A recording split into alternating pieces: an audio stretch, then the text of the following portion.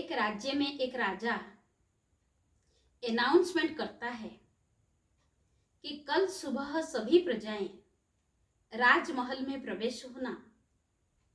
जो पहले आकर के राजा का दर्शन करेगा उसको राजगद्दी मिलेगा। तो सभी प्रजाएं बहुत उमंग उत्साह से नाचने लगते हैं और दूसरे दिन सुबह सब तैयार होकर के खुशी खुशी से राजमहल में आते हैं। राजमहल का द्वार खुल जाता है और सब अंदर प्रवेश होने लगते हैं और प्रवेश होकर के कोई तो 36 प्रकार के भोजन खाने में लग जाते हैं, कोई तो नर्तकियों के साथ में डांस करके मनोरंजन में लग जाते हैं, कोई आभूषण पहनने में लग जाते हैं।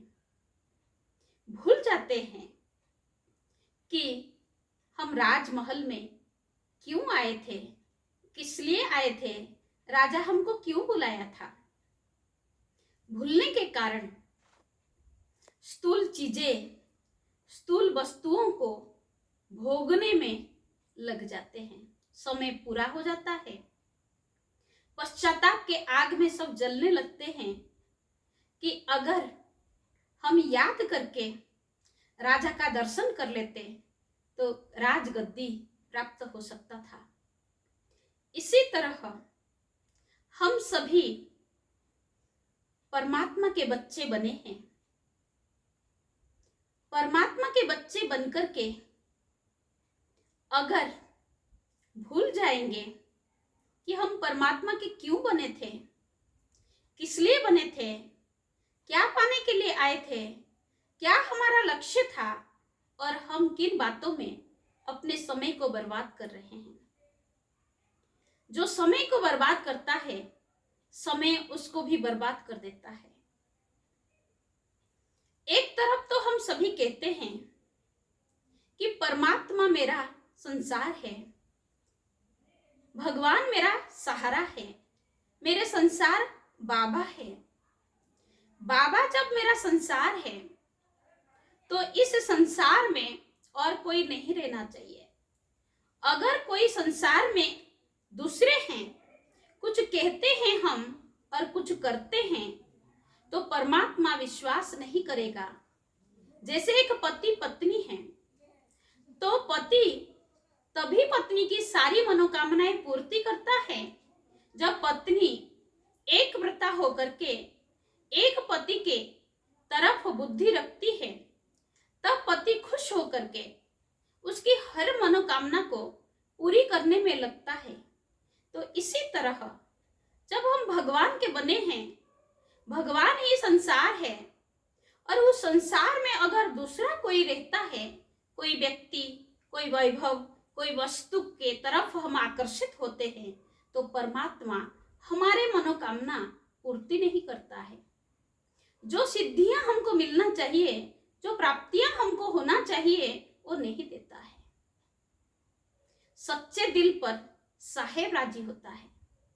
जब हम एक बल, एक भरोसा, एक व्रता होकर के रहेंगे तभी परमात्मा हमारे ऊपर भी खुश होगा। रामायण में एक प्रसंग है। सीता कहती है कि एक रघुपति मेरे दिल में है और रघुपति के सिवाय अगर मेरे दिल में कोई है तो हे धरती माता, तुम फट जाओ और मुझे अपने शरण में ले जाओ। तो हमने देखा है, सुना है कि धरती माँ फट जाती है, सिंहासन लेकर के आती है और सीता को अपने गोद में लेकर के चली जाती है।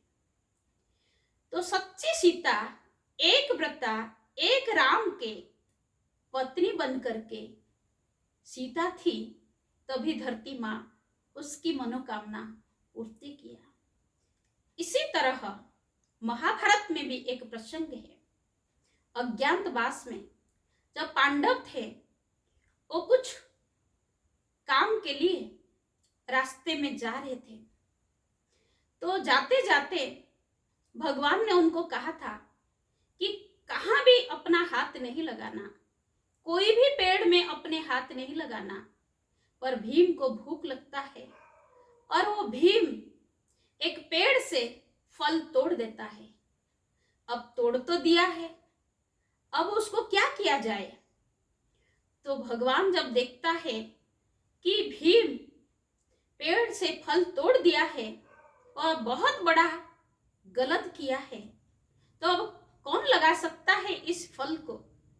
तो भगवान कहता है जो एक व्रता नारी होगी वही ही ये फल को, गिरा हुआ फल को, तोड़ा हुआ फल को वो लगा सकती है। तो द्रौपदी मुस्कुराते हुए कहती है, मैं लगा सकती हूँ। बहुत अहंकार से कहती है कि मैं एक सच्ची नारी हूं, एक व्रता नारी हूं। पर भगवान कहता है, नहीं द्रौपदी, तुम गलत बोल रही है।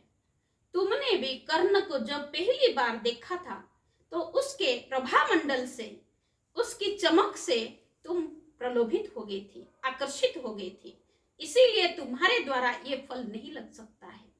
कहने की भावार्थ है, अगर हम सच्चे होकर के रहते हैं, परमात्मा के साथ में एक बल एक भरोसा भगवान को बना के रखते हैं, तो हम जो चाहेंगे वही कर सकते हैं, असंभव कार्य को संभव भी कर सकते हैं। ओम शांति।